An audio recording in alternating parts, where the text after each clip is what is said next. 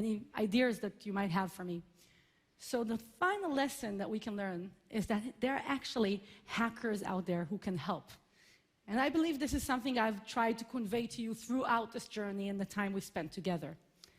There are friendly hackers out there.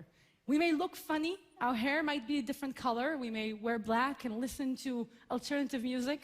That doesn't mean we're the bad guys. It just makes us a little extra special, that's all. That doesn't mean that you shouldn't work with us. That doesn't mean you should fear us. In fact, many organizations are now learning how to work with friendly hackers. Some organizations still have something to learn. So this, right now, is a story from 5 days ago. This is Ashutosh from India. Ashutosh is active on Twitter. He's a security researcher. The past couple of days, he went on a Shodan safari. He was trying to see what he can find using that Shodan search engine. And he was actually able to identify publicly available, or let's say no authentication required, and he was able to get access into a database for a certain company.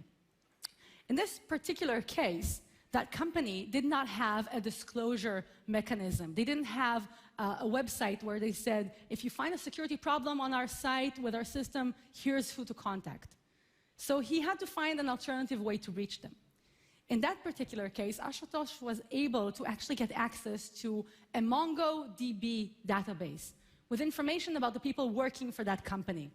Now, this is not the fault of MongoDB, it's that company that misconfigured that database in an unsecure way. However, on that database, he actually had phone numbers for people working in the company. So he found somebody he felt might be a relevant address for his security concern, and he sent them a WhatsApp text message. Now, I'm going to just read you the dialogue. This is from 3 days ago. Hi, there is a security issue. Some details are public through a MongoDB with no authentication. Kindly give me some contact info of a person who manages your security. Hey, thanks for the information. I will forward it to the concerned team. May I know where did you get this number from? Well, I got it from the database. So after they realized their mistake, within 24 hours, they are actually able to find the problem, and they thanked Ashutosh. Here's the official letter. They're saying, thanks a lot for bringing this to our attention. We will investigate it and make the necessary changes.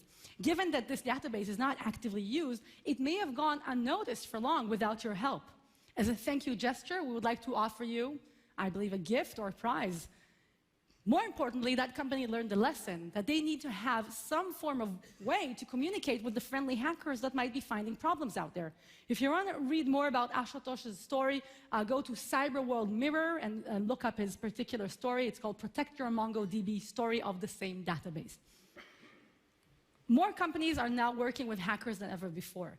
And they're able to do that through something called bug bounty programs. Has anyone here heard about bug bounty programs or perhaps participated in one? Well, quite a lot of you. Anybody here submitted bugs through a bug bounty program? Okay. Hello, I see you, my man, over there.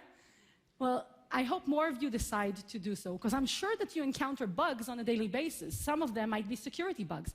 The concept of bug bounty programs became more and more popular in the past couple of years, and it's actually been the subject of my personal academic research.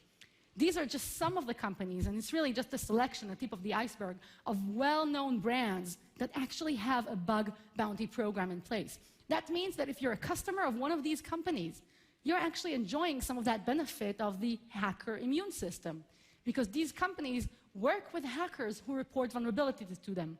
Let's take United Airlines, for example. I flew United to get here today. Lord knows there's a lot of vulnerabilities on their website.